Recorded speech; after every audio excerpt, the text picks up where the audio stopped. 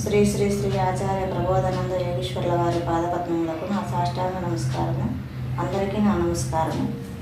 నా పేరు ఎస్ రత్నమ్మ. మాది పుట్టపర్తి, కొత్త చెరువు కమిటీ 1, శ్రీ సత్యసాయి జిల్లా.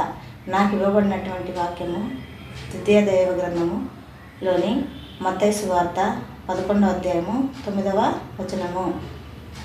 వాక్యము: మీరు ఏమి చూడవెళ్ళితిరి? ప్రవక్తన? అవును గాని ప్రవక్త కంటే గొప్పవాడినని మీతో చెప్పుచున్నాను. వివరము: ప్రవక్త అనగా ఎవరు చెప్పనటువంటి జ్ఞానము చెప్పువాడు అని చెప్పవచ్చును. విడదీసి చూస్తే ప్ర అనగా ముఖ్యమైనదని, వక్త అనగా చెప్పువాడని అర్థము.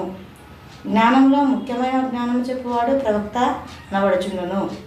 అయితే యేసు తాను ప్రవక్త కంటే గొప్పవాడని చెప్పి ఉండెను. ప్రవక్త కంటే గొప్పవాడు, ప్రవక్త కంటే గొప్ప జ్ఞానం చెప్పవాడు ఒక్కడే ఒకడు కలడు. దేవుడు తన జ్ఞానమును ఏ మానవ మాత్రం మీద ప్రసరింపచేయలేదు. దేవుని జ్ఞానము ఏ మానవుడు చెప్పలేడు. అందువలన దేవుని జ్ఞానము దేవుడే చెప్పాలి అని అంతిమ దైవ గ్రంథము సూరా 3:7 చెప్పి ఉన్నారు. అయితే దేవుని జ్ఞానము యేసు ప్రవక్త వలె చెప్పబడినప్పటికీ అతను ప్రవక్త కంటే గొప్పవానిగానే ఉండును. దేవుడు మనిషితో ప్రత్యక్షంగా మాట్లాడలేడు అని అంతిమ దైవ గ్రంథము సూరా 41:52 చెప్పి ఉన్నారు.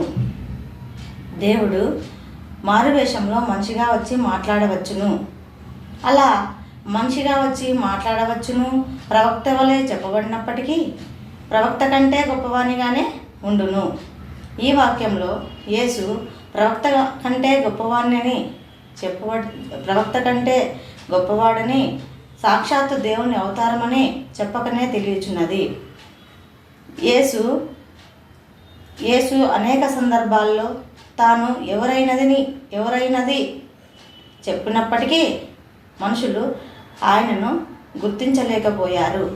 అందరికీ నమస్కారములు. శ్రీ శ్రీ శ్రీ ఆచార్య ప్రబోధానంద యోగేశ్వర్ల వారి పాదపద్మములకు నా సాష్టాంగ నమస్కారము.